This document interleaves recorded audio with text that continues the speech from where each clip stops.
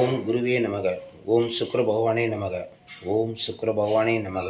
ஓம் சுக்கிர பகவானே நமக. பாகம் 33 31. அனைவருக்கும் வணக்கம். பாண்டிச்சேரியிலேருந்து ஜோதிடர் முருகன்.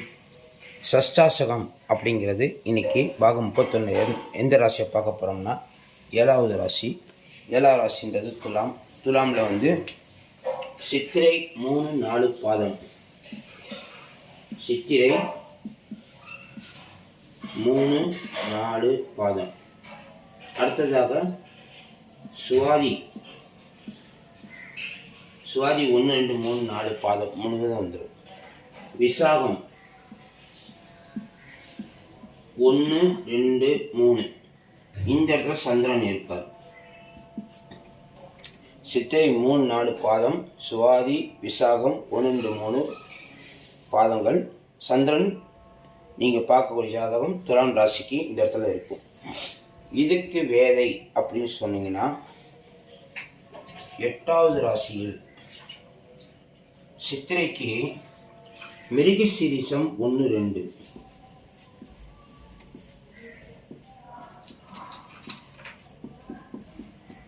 மிருகசீரிஷம் 1, 2 8வது ராசியில் மிருகசீரிஷம் 1, 2, 2 வரும்.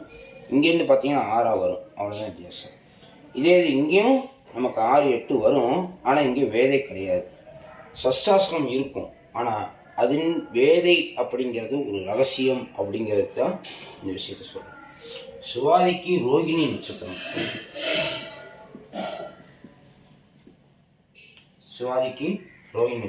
சுவாதி நட்சத்திரம் பிறந்தவங்களுக்கு ரோகிணி நட்சத்திரம் வேதை நட்சத்திரமாக இருக்கும். அதே நேரத்தில் இன்னும் விரிவாக பின்னாடி சொல்கிறேன். நான் விசாக நட்சத்திரத்துக்கு கார்த்திகை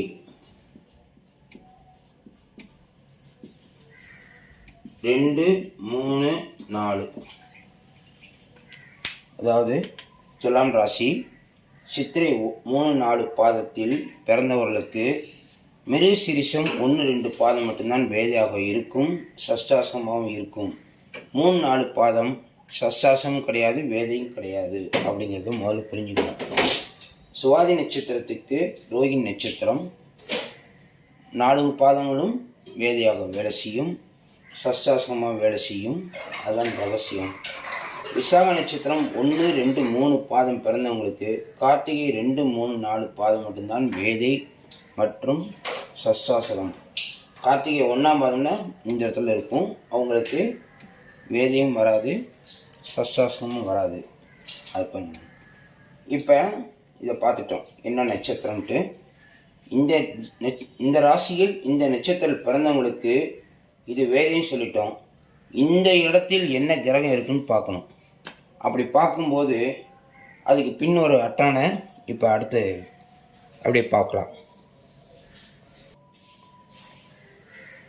இப்போ விசாக நட்சத்திரம் பிறந்தவங்களுக்கு கார்த்திகை நட்சத்திரம் வேதைன்னு சொன்னோம். அந்த கார்த்திகை நட்சத்திரத்தில் கண்டிப்பாக சந்திரன் இருப்பார்.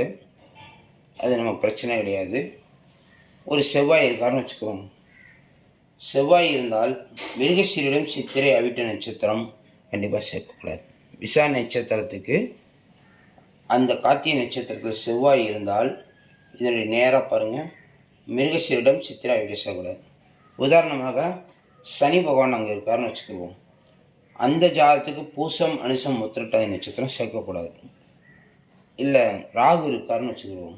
ராகு இருந்தால் திருவாதிரை, சுவாதி, சதயம் சேர்க்கக்கூடாது. இது விசாக நட்சத்திரத்துக்கு கிடையாது. இந்த நட்சத்திரத்தில் பிறந்தவங்களுக்கு அந்த ராசியில் என்ன கிரகம் இருக்கிறது அப்படின்னு பார்த்து அந்த ஜென்ம நட்சத்திரத்தை சேர்த்தால் அது வேதையாக மாறி வாழ்க்கையை சீர்குலைத்து விடும். வேதை என்றால் அவர்களுக்குள் ஒற்றுமை இருக்காது. ஒற்றுமை இல்லைனால் தினசரி பிரச்சனை, சண்டை, சச்சரவு இருக்கும். குடும்பத்தில் நிம்மதி இருக்காது. ஒரு கட்டத்தில் அந்த காலகட்டத்தில் என்ன தசாபுத்தி நடக்கிறதோ பிரச்சனையை கொடுத்து விவாகரத்து வரைக்கும் கொண்டு போயிடும். திருமண பொருத்தம் பார்க்கும்போது இது முக்கியமாக இந்த வேதை அப்படிங்கிறத முக்கியமாக கவனிக்கணும். அப்படிங்கிறது தான் நம்ம ஜோதிட ரகசியம். அதுவும் ஆத்மா ஜீவா சரீரா முறையில் பார்க்கும்போது இதெல்லாம் பார்க்கணும். இதுதான் சஷ்டாசகமும் வேதையின் ரகசியமும். ஆத்மா ஜீவா சரீரா இருந்தால் ஓரளவு தாக்கு பிடிக்கும். இருந்தாலும் வேலை செய்து கொண்டு தான் இருக்கும் அப்படின்ற கூறிக்கொண்டு அடுத்த பதிவில் விருச்சிக ராசிக்கு பார்க்கலாம். இந்த பதிவு பிடிச்சிருந்ததுன்னா உங்கள் நண்பர்களுக்கு ஷேர் பண்ணுங்கள், லைக் பண்ணுங்கள், சப்ஸ்கிரைப் பண்ணுங்கள். என்னுடைய நம்பர் தொடர்பு கொள்வதற்கு 9786788988.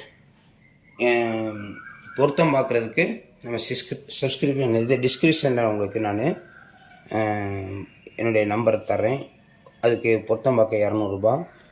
திருமணம் எப்படி நடக்கும்னு பார்க்குறதுக்கு 1000 ரூபா வரும். இது பிடிச்சிருந்தால் சப்ஸ்கிரைப் பண்ணுங்கள். மீண்டும் அடுத்த பதிவில் சந்திப்போம். நன்றி, வணக்கம்.